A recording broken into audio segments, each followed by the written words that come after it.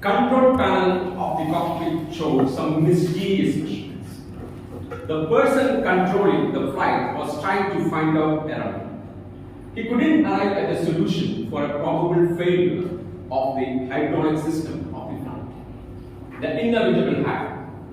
The jet aircraft frenzied like a hurricane and crashed into a paddy field.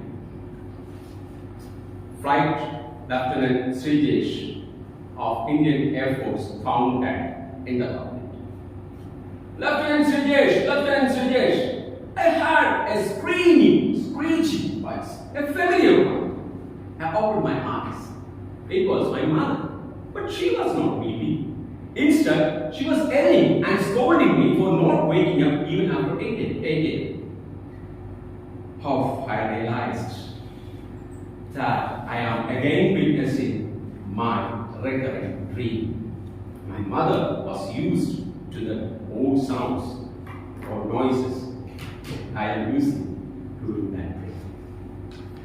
Good evening, Toastmasters and guests. Good evening. Have you had the experience of seeing the same dream in your sleep while when you sleep for at least for a long time?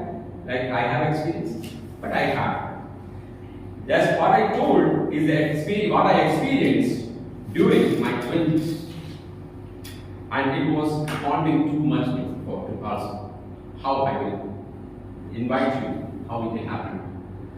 It all happened in the year 2001. After completing my graduation, I attended Combined Defense Services exam conducted by Union Public Service Commission for recruiting officers to armed forces.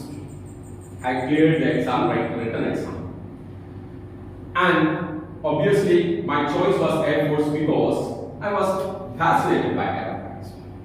I received a letter to attend Service Selection Board exam and procedure, which is scheduled for 5 days, and venue was at Mysore. After receiving the letter, I was on cloud nine. I was very confident that I could clear the procedure and would be inducted to Indian Air Force. I started to behave as if I already as an officer in the Air Force, and the letter I received is my appointment letter.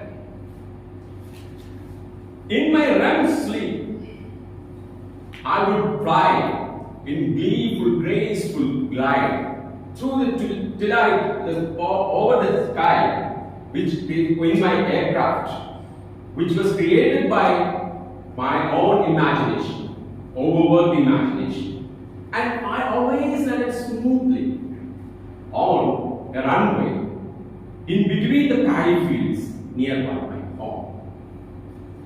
My imagination was going leaps and bounds. The D-Day came, naturally, I had to attend. When I reached the destination, I saw several persons who came from various parts of the country and who looked like hopeful movie stars. Our documents were verified and we were asked to report the next day. The next day, we were asked to write a story after seeing an obscure picture on the screen. And also we have to deliver a speech, or we have to tell the story what we have seen in the speech. When my turn came, I tried to explain my story in broken English and delivered as much as I could. But it was very difficult to differentiate decipher and decipher. Another test came. It was called PABT, Pilot Aptitude Battery Test. For that, I was given a gadget which looked like a video game. For using that, I had to control an aircraft which is on the computer screen. I tried my level best to control the aircraft, but whenever I tried to move it on the right side, it moved the next side. The left side. My mind and eyes were glowing, looking around in the computer screen, it just resembles as if the ripples of the radar, ring of the radar. An officer who was looking at my struggle heaved a sigh of relief when I given back the gadget back to him.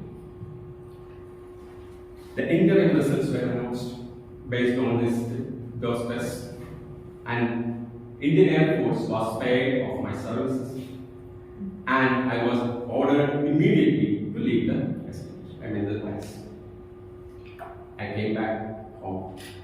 Since then, I started the dream of having them inside the jet plane. Sometimes it will be a smooth landing, and other days, what I told you at the beginning, Lieutenant Srijesh flight has a bumpy end. Dear Toastmasters and guests, overconfidence is a jet with a faulty engine, which can be crashed into the sea of reality. At the age of 22, that was my problem. Overconfidence. An extra assurance of my qualities and abilities, which created a crash landing of my dream into the paddy fields rather than a neat runway to school. But there was a lesson we learned. Confidence, always welcome. But overconfidence, beware of it.